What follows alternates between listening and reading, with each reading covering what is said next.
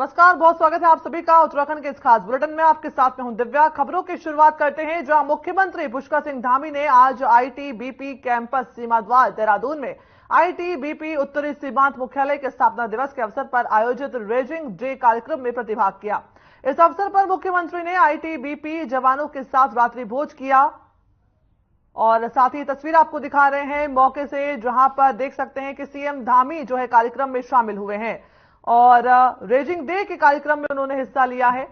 बता दें कि रेजिंग डे के कार्यक्रम में उन्होंने हिस्सा लिया। ये तस्वीरें सीधा आपको दिखा रहे हैं। इस अवसर पर मुख्यमंत्री ने आईटीबीपी जवानों के साथ में रात्रि भोज भी किया है। साथ ही बड़ी संख्या में मौजूद जवानों के साथ उन्होंने मुलाकात की, उनका कुशलक्षेम भी उन्होंने जाना। साथ ही उन्होंने आईटीबीपी बैंड के जवानों को उपहार देकर के सम्मानित किया। वहीं मुख्यमंत्री ने आईटीबीपी के शहीद जवानों के परिजनों और सैनिकों के साथ ही सील क्यारा रेस्क्यू ऑपरेशन में अपनी अहम भूमिका निभाने वाले आईटीबीपी के जवानों को सम्मानित किया। साथ ही मुख्यमंत्री ने कहा कि आईटीबीपी पिछले कई दशकों से देश की सेवा में हमेशा तत्पर रहा है। विषम भौगोलिक परिस्थितियों में भी आईटीबीपी के जवान अपने कर्तव्यों का निर्वहन करते हैं।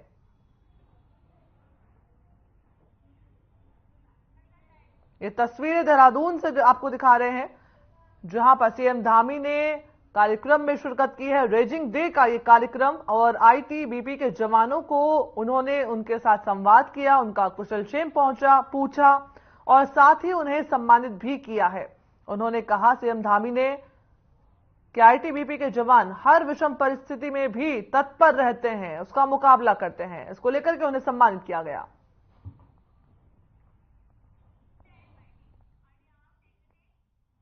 वहीं भारतीय जनता पार्टी के टिकट पर नैनीताल सीट से मौजूदा सांसद और केंद्रीय रक्षा एवं पर्यटन राज्य मंत्री अजय भट्ट को बीजेपी आलाकमान के द्वारा दोबारा टिकट दिए जाने पर कार्यकर्ताओं में खुशी का माहौल देखा जा रहा है। जगह जगह मिष्ठान वितरण कार्यक्रम आयोजित किए जा रहे हैं और इसी क्रम में लालकुआं मुख्य चौराहे पर एकत्रित हुए बीजेपी कार्यकर्ताओं ने नारेबाजी की और मिठाई का वितरण किया। इस दौरान मौजूद प्रदेश कार्यकारिणी सदस्य से लेकर वरिष्ठ बीजेपी नेताओं और सांसद प्रतिनिधि ने अजय भट्ट को जिताने का संकल्प लेते हुए कहा कि पूरे देश में भारतीय जनता पार्टी अब की बार 400 पार का नारा साकार करेगी।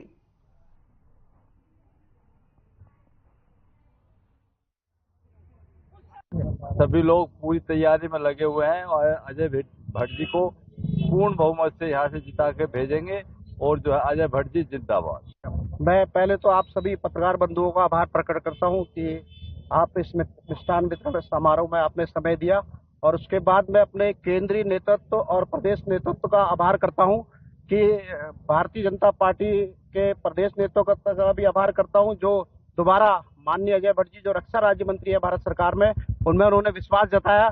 यहाँ उनकी जो हम बातें लालकुआं विधानसभा की करें तो लालकुआं गोरा पड़ाव हाथीखाल में ही उन्होंने केंद्र सरकार द्वारा जो 75 करोड़ का अस्पताल बनाया है और आपके जो जल जीवन मिशन के तहत 11 करोड़ इस लालकुआं में जो विकास कार्य हो रहा है, 24 करोड़ का जो रेलवे स्टेशन जो अमृत योजना के तहत है, ऐसे ही कई विकास कार्य जो लालकुआं विधानसभा में है। वहीं आगामी लोकसभा चुनाव को देखते हुए पुलिस प्रशासन भी चुनाव को पूरी सुरक्षा के साथ संपन्न कराने के लिए मुस्तैदी से काम करता हुआ नजर आ रहा है। इसी कड़ी में आईजी गढ़वाल करण सिंह नगियाल ने जो है गढ़वाल क्षेत्र के सभी 7 जनपदों के एसएसपी और अन्य पुलिस अधिकारियों के साथ देहरादून के सरदार पटेल भवन में बैठक की है। वहीं तैयारियों को लेकर के आईजी गढ़वाल करण सिंह नगनियाल ने कहा कि लोकसभा चुनाव के लिए चुनाव आयोग के द्वारा जो गाइडलाइंस मिली है, इसके आधार पर सीमांत क्षेत्रों में बैठक की जा रही है, जिसमें चुनाव प्रचार के दौरान अनाधिकृत रूप से शराब या नकदी का वितरण और साथ ही गैर कानूनी हथियारों का उपयोग होना देखा जाता है, जिसके लिए सभी जिलों के एसएसपी को स्पष्ट निर्देश दिए गए हैं।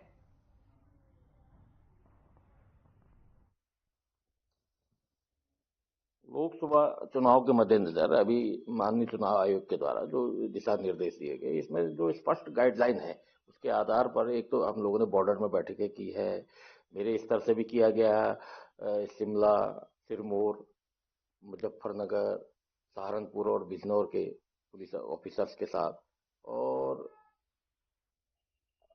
एडीजी मेरठ के द्वारा भी एक बैठक सहारनपुर में आयोजित की गई थी, जिसमें मेरे द्वारा और एसएसपी देहरादून, हरिद्वार के द्वारा प्रतिभाग किया था। तो आपस में एक अंडरस्टैंडिंग को बेहतर बनाने के लिए कि आपस में सामंजस्य हो और इस तरह से जो अनधिकृत रूप से शराब है उसका परिवहन होता है, अस्त्रों का, शस्त्रों का, जो इलीगल अस्त्र शस्त्र है, या कैश की, नकदी का देखा होगा आप लोग परिवहन होता है इस समय में, उनको रोकथाम करने के लिए किस तरह से प्रभावी कदम उठाया जाए।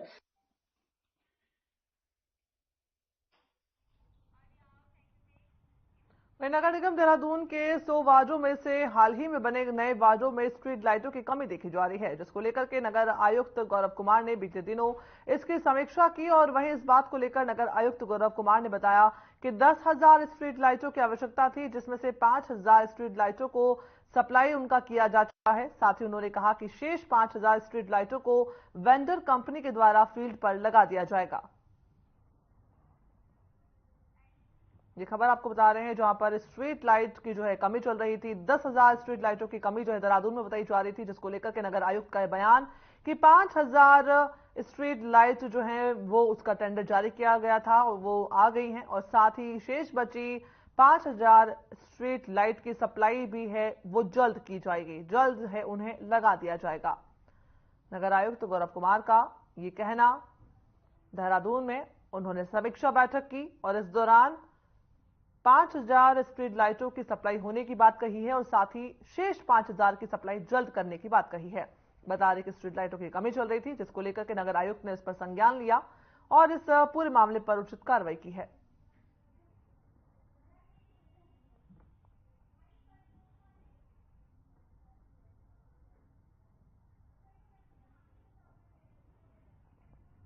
तस्वीर आप देख सकते हैं, नगर आयुक्त गौरव कुमार आपको दिखाई दे रहे हैं।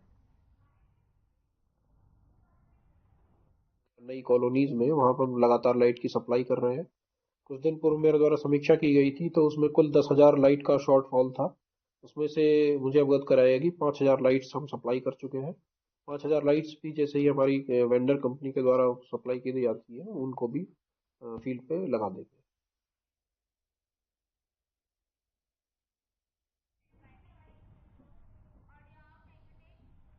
वहीं देश में लगातार बढ़ रहे साइबर क्राइम को देखते हुए सीआईयू टिहरी की टीम ने एसएसपी नवनीत सिंह के निर्देश पर एक्शन में दिखाई दे रही है। बता दें सीआईयू की टीम लोगों को लगातार साइबर क्राइम से बचने के लिए जागरूक कर रही है और वहीं स्कूलों में जाकर के भी सीआईयू की टीम छात्रों को साइबर क्राइम से संबंधित होने वाली ठगी की जानकारी देने में जुटी हुई है। इस कड़ी में आज सीआईयू प्रभारी ओमकांत भूषण ने ऑनलाइन टिप्स जारी करके लोगों को साइबर क्राइम से बचाने का प्रयास किया है और बचाव की जानकारी भी दी है। भूषण का कहना है कि यदि लोग सीआईयू की टीम के द्वारा दिए गए टिप्स पर अमल करेंगे तो वे साइबर ठगों के चंगल से बच पाएंगे।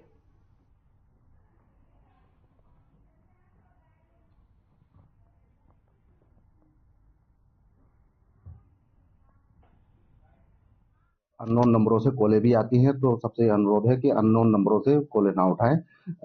हनी ट्रैप के भी कई केस इस तरीके से सामने आ रहे हैं, जिसमें जो है अननोन नंबरों से कॉलिंग या वीडियो कॉल करके फिर उनको पैसे उनसे लिए जाते हैं।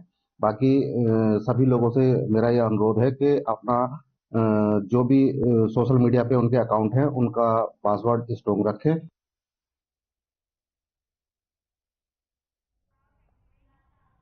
उधम सिंह नगर के खटीमा में श्रीपुर बिछुआ निवासी छोटू सिंह की पत्नी मायादेवी के हत्यारे को पुलिस ने हत्या में प्रयुक्त सामान के साथ गिरफ्तार किया है।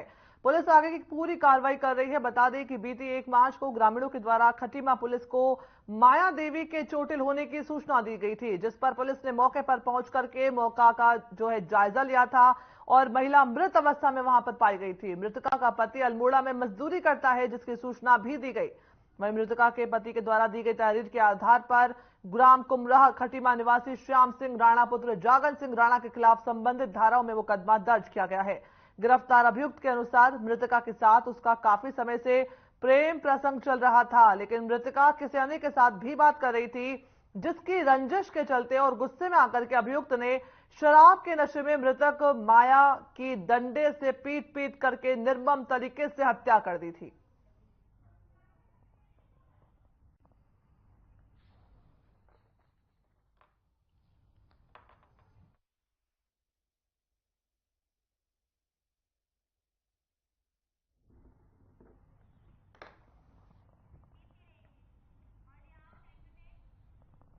वहीं उधम सिंह नगर में खटीमा कोतवाली क्षेत्र के अंतर्गत रविंद्र सिंह बिष्ट थानाध्यक्ष जनकैया के निर्देश पर उप निरीक्षक प्रदीप शर्मा के नेतृत्व में गठित पुलिस टीम के द्वारा जान से मारने की नियत से चाकू से हमला करने वाले एक आरोपी को चाकू के समेत गिरफ्तार किया है।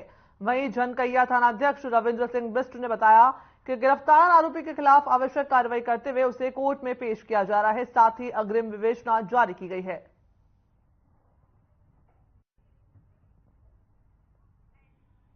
ये खबर आपको बता रहे हैं जहां पर इस पुलिस पूरे मामले की जांच कर रही है। चाकू से हमला करने वाले आरोपी को जो है पुलिस ने गिरफ्तार कर लिया है। तस्वीरें आप देख सकते हैं जहां पर आरोपी आपको दिखाई दे रहा है।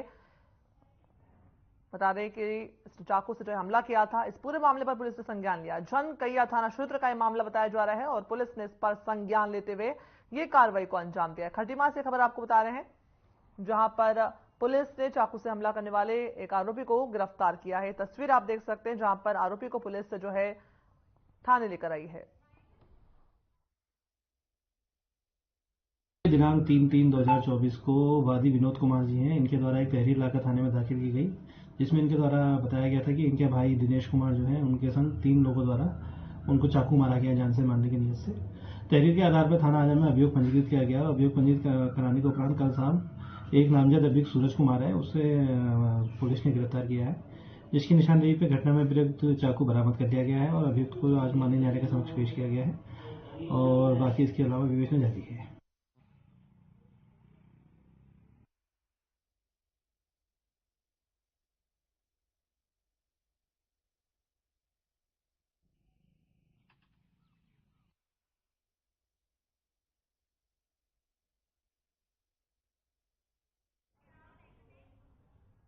और आपको देहरादून लेकर चलते हैं जहां से एक बड़ी खबर सामने आ रही है। उत्तराखंड ग्लोबल इन्वेस्टर समिट, जहां पर मुख्यमंत्री धामी ने शिरकत की और जनता को संबोधित कर रहे हैं। आइए आपको दिखाते हैं तस्वीरें जहां पर देखते हैं सीएम धामी ने क्या कुछ कहा।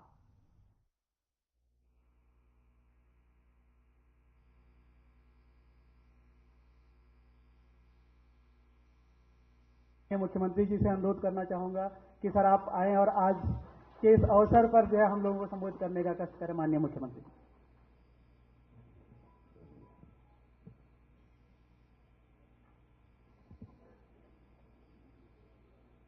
उत्तराखंड ग्लोबल इन्वेस्टर समिट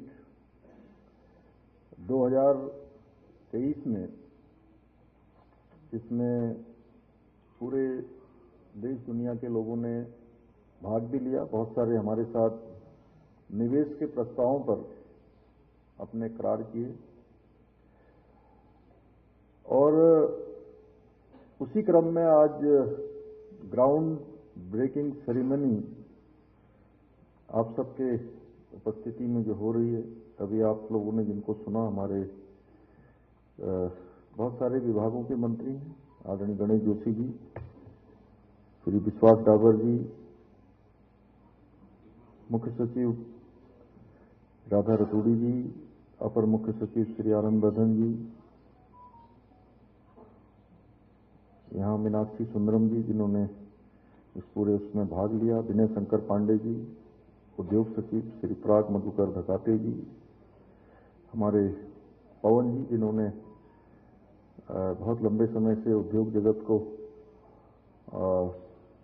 लगातार ऊर्जा दी है, आप जैसे सफल उद्यमियों ने, हमारे यादव जी जिनका एक बड़ा अनुभव उद्योग के क्षेत्र में रहा है, श्री पंकज जी, हरेन भाई जो हमारे साथ पूरे उसमें गए थे कई सारे स्थानों पर, हमारे सभी अधिकारीगण, सभी उद्योग समूह से आए हुए सभी हमारे प्रतिनिधिगण, और आज बहुत सारे हमारे ऐसे भी नवोदित उदयमान अधिकारी भी हैं, जो कार्मिक भी हैं, जिनको उद्योग विभाग में अपनी सेवाएं देनी है, उनका भी आज यहाँ पर नियुक्ति पत्र जिनको दिए जाने थे। मैं तो चाहता था कि उन सभी को अपने हाथ से ही नियुक्ति पत्र दूं, लेकिन कुछ पूर्व निर्धारित कार्यक्रम है।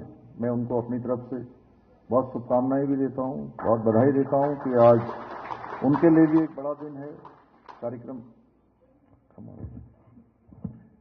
कार्यक्रम में उपस्थित हमारे सभी मीडिया के मेरे मित्र, सभी पत्रकार भाइयों, छायाकार बंधुओं एवं आए हुए सभी हमारे अतिथिगण, मैं सबसे पहले तो आप सबका यहाँ पर अपनी ओर से स्वागत करता हूँ, अभिनंदन करता हूँ और आपका धन्यवाद भी करता हूँ।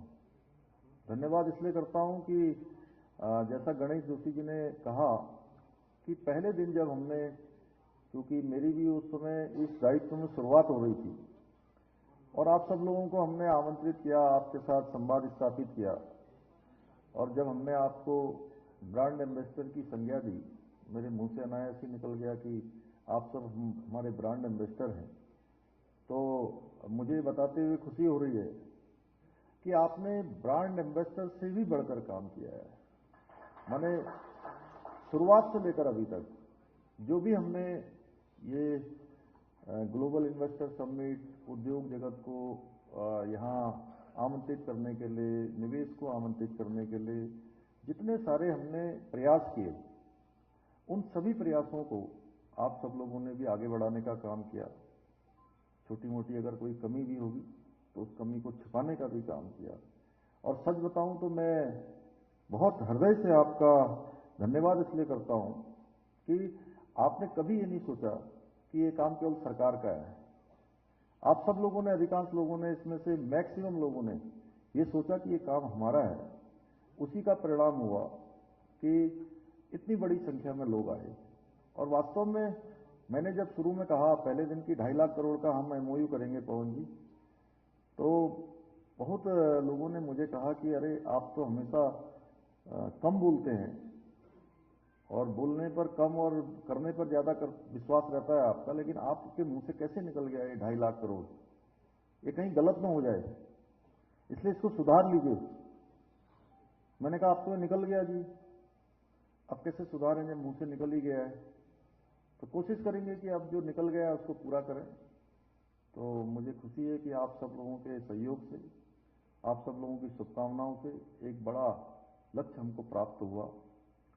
और लक्ष्य प्राप्त नहीं हुआ जैसा पहले ये होता था कि वास्तव में ये एमओयू तो हो ही जाते थे और अंतिम दिन एमओयू भरमार होते थे, एमओयू की भरमार पवन जी, और कुछ जो है टारगेट पूरा करने के लिए भी वो भी एमओयू हो जाते थे। लेकिन इस बार हमने कहा कि ये एक साथ नहीं करना है, इसको स्टेप बाय स्टेप करना है। जैसे हमने दिल्ली में पहली बार मीटिंग करी तो लगभग 12,000 करोड़ से ज्यादा के एमओयू हमारे उसी दिन हो गए। उसके बाद हम लंदन गए तो वहाँ भी 15,000 करोड़ के आसपास के वहाँ हो गए। फिर लौट कर आए, हम विभिन्न शहरों में गए, दुबई में गए, वहाँ भी एक बड़ी संख्या में लोगों ने हमारे साथ किया, अहमदाबाद में किया, चेन्नई में, बेंगलोर में, मुंबई में। फिर दोबारा फिर कुछ कम पड़ गया, मतलब लोगों ने कहा कि हम अभी एक बार और करना चाहते हैं, फिर से हम दिल्ली गए। इस दौरान अन्य परेशानियां भी लगी रही बीच में, आपको पता है सिलक्यारा टनल का प्रकरण भी आ गया और सिलक्यारा का रेस्क्यू भी बड़ा महत्वपूर्ण था। अब बड़ी मुश्किल थी कि अब इस सिलक्यारा टनल का रेस्क्यू अभियान कैसे पूरा हो। डेली भगवान से मैं प्रार्थना करता था, वहीं से कार्यालय चलता था, वहीं से रोज कहीं होता भी था तो फिर मैं शाम को वहीं चला जाता था। बड़ी मन में मैं सोच रहा था कि भगवान ये कौन सी परीक्षा ले रहे हैं, क्या हो रहा है। और बीच में एक हमारा आपदा प्रबंधन का भी बड़ा जो विश्व स्तरीय सम्मेलन था वो भी देहरादून में हो रहा था, जिसमें चर्चा वार्ता तमाम प्रकार से होनी थी और बहुत नजदीक डेट आ गई थी। आप देखिए कि 28 तारीख को हम बिल्कुल टनल के अंदर थे और 8 दिसंबर को हमारा ये कार्यक्रम होना था कि अब लोगों को लग रहा था कि जो है कि क्या करें, ये इन्वेस्टर समिट अब जो है टालनी तो नहीं पड़ेगी। लेकिन भगवान की कृपा हुई कि जिस दिन पहले दिन हम लोग इन्वेस्टर वो जो हमारा आपदा प्रबंधन का जो कार्यक्रम था, उस आपदा प्रबंधन के कार्यक्रम में भाग लेने के लिए मैं वहाँ सिलक्यारा से देहरादून आया। देहरादून में उसका उद्घाटन सत्र हुआ और उद्घाटन सत्र पूरा ही होने वाला था कि वहां से फोन आ गया कि अब जो है हम बहुत नजदीक पहुंच गए हैं, ब्रेक थ्रू होने वाला है, यानी टनल आर पार होने वाली है। और कुछ लोगों ने, हमारे उत्साही मित्रों ने तो चला भी दिया कि टनल आर पार हो गई। तो हम भी जल्दी जल्दी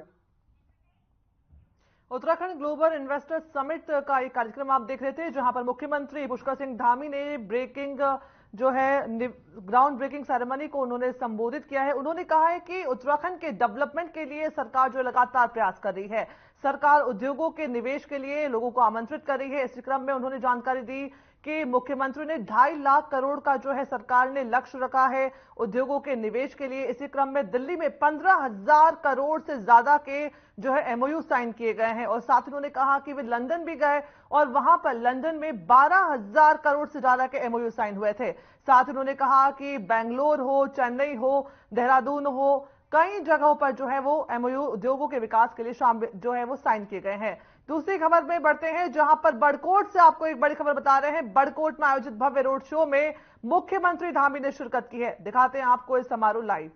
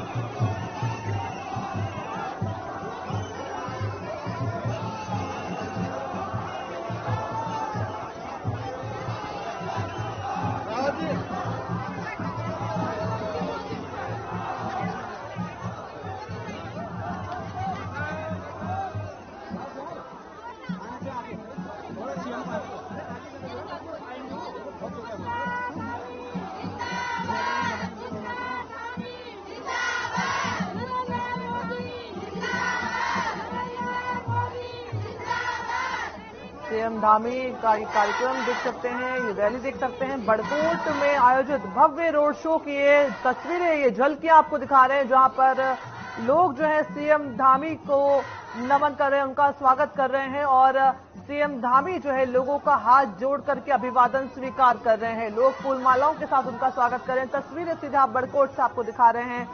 बता दें कि मुख्यमंत्री पुष्कर सिंह धामी आज दोपहर 12:50 पर बड़कोट हेलीपैड पर पहुंचे थे, जहां के बाद में आज राणा लॉज से रामलीला मैदान तक रोड शो में आज ये मुख्यमंत्री धामी जो है भाग ले रहे हैं। ये तस्वीरें आपको रोड शो की दिखा रहे हैं। बता दें दोपहर 1:30 बजे रामलीला मैदान बड़कोट में अब एक कार्यक्रम का आयोजन किया जाना है, वहां मुख्यमंत्री धामी अब शिरकत करेंगे। लाभार्थी सम्मान समारोह का आयोजन होगा, जिसमें सीएम धामी अब शिरकत करेंगे। ये तस्वीरें आपको दिखा रहे बड़कोट से, जहां पर रोड शो में सीएम धामी का एक काफिला, लोग जो है सीएम धामी का आदर सत्कार स्वागत कर रहे हैं। तस्वीरें आप देख सकते हैं और सीएम धामी लोगों के अभिवादन को जो है वो हाथ जोड़ करके स्वीकार कर रहे हैं। ये तस्वीर आपको दिखा रहे हैं। बता दें कि वहीं जिलाधिकारी डॉक्टर मेहरबान सिंह बिष्ट ने सभी अधिकारियों से जो है मुख्यमंत्री के भ्रमण कार्य को लेकर के मुलाकात की थी और त्रुटिहीन ढंग से इस कार्यक्रम को संपादित करने के जिलाधिकारी ने निर्देश भी दिए थे। बता दें अब जल्द ही जो है लाभार्थी सम्मान समारोह कार्यक्रम का आयोजन होने वाला है, जहां मुख्यमंत्री धामी अब शिरकत करेंगे। ये तस्वीरें आपको दिखा रहे हैं। आज मुख्यमंत्री लगभग 1 बजे बड़कोट हेलीपैड पर पहुंचे थे और वहां से जो मुख्यमंत्री का काफिला रवाना हुआ राणा लॉज से लेकर के रामलीला मैदान तक ये भव्य रोड शो का आयोजन किया जा रहा है। ये आप तस्वीरें देख सकते हैं, आपको बड़कोट से तस्वीरें दिखा रहे हैं। भारतीय जनता पार्टी की ध्वजा लहराई आपको दिखाई दे रही है। मुख्यमंत्री लोगों का अभिवादन स्वीकार कर रहे हैं। उत्तराखंड के इस खास बुलेटिन में इतना ही। मुझे दीजिए इजाजत। नमस्कार।